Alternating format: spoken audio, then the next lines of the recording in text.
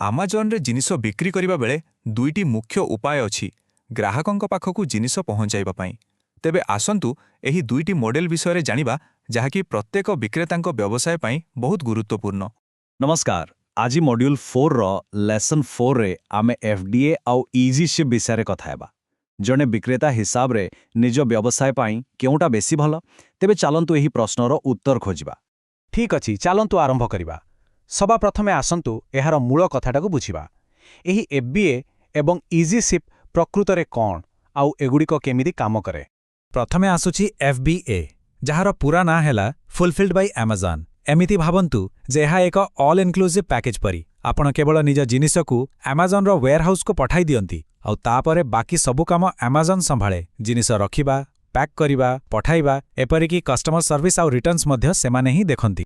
एहाकू मने रखिबार सबुठारु सहज उपाय होउची एफबीए रे अमेजन ही सबुकिछि संभाळे। आपणकर काम हैला केवल जिनिस पठाइबा बास। एबे आसंतु इजी शिप कथा देखिबा। एठी कथाटा टिके अलगा।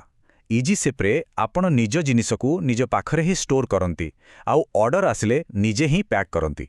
आपणको पैकिंग सरिबा परे अमेजन रो डेलीवरी लोको आसी आपणको ठारू पैकेज नै सीधा ग्राहकंको पाखरे पहुंचाई दिए। तेणु इजी शिप रो मूल कथा बहुत सरल। विक्रेता पैक करंती अमेजन डेलीवर करे। एहा गोटे पार्टनरशिप भड़ी जोठी दायित्व दुई भागरे बांटी होई जाए। ठीक अछि एबे तो आमे दुईटी जाक मॉडल विषय रे मोटामोटी बुझी गले। तेबे चालंतु ए दुईटा को सामना सामनी रखी तुलना करिबा आ देखिबा केउठी कोन फरक अछि। आसंतु एहार मुख्य पार्थक्य गुडिको देखिबा। देखंतु स्टोरेज कथा जदि देखिबा एफबीए रे अमेजन वेयरहाउस व्यवहार हुए किंतु इजी शिप रे विक्रेता निजे जिंस रखंती। सेही परि पैकिंग एफबीए रे अमेजन करे इजी शिप रे विक्रेता। आउ डिलीवरी स्पीड एफबीए साधारणतः बहुत शीघ्र होई थाए आउ खर्च हां एफबीए रो फीस टिके अधिक आउ इजी शिप रे कम। तेबे प्रकृत प्रश्न हेउची आपणको पई कोन बेसी जरूरी सुविधा आउ स्पीड ना निज नियंत्रण आउ कम खर्च। एफबीए आपणको सुविधा देबो किंतु टिके अधिक खर्च रे आउ इजी शिप रे खर्च कम किंतु दायित्व टिके अधिक। एबे आसिला सबुठु बड़ प्रश्न ताहाले केउ रास्ताटी आपणको पई ठीक। मने रखंतु सठिक मॉडल बाछिबा आपणको व्यवसायर सफलता पई बहुत जरूरी कारण बिजनेस साइज अनुसार ही मॉडल चूज करिबा उचित। तेबे एफबीए प्रकृत रे केउ प्रकारर विक्रेतांक पई उपयुक्त आसंतु देखिबा। जदि आपणकर बहुत बेसी बिक्री हेउछि तेबे एफबीए आपणकर कामको बहुत सहज करिदेबो। जदि आपणकर जिनिसर साइज साधारण आउ आपण ग्राहकंकु शीघ्र डेलीवरी देबाकू चाहुचंती तेबे एफबीए ही ठीक। आउ सबुठ बड़ कथा एहा बाय बॉक्स जितिबारे मध्य बहुत सहाय्य करे जहा अमेजन रे बिक्री बढ़ाइबा पाई एक गुरुत्वपूर्ण जाग। ठीक अछि एबे आसंतु इजी शिप विषय कथा हेबा। केउ विक्रेता मानक पाई एही मॉडल सबुठारु भलो काम करे। जदि आपण जने नुआ किमा छोट विक्रेता तेबे इजी शिप एक भलो आरंभ होई पारे।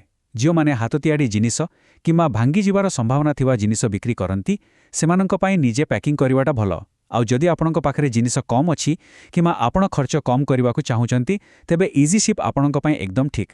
माय बॉक्स जितिबा अमेजन रे सफल हेबार गोटे बड़ चाबिकाठी। एफबीए व्यवहार करुथिबा विक्रेतांकू प्राइम एलिजिबिलिटी आउ शीघ्र डेलीवरी जोगु अग्राधिकार मिली थाए किंतु ता बोली इजी शिप विक्रेता माने भी पछरे नुहंती।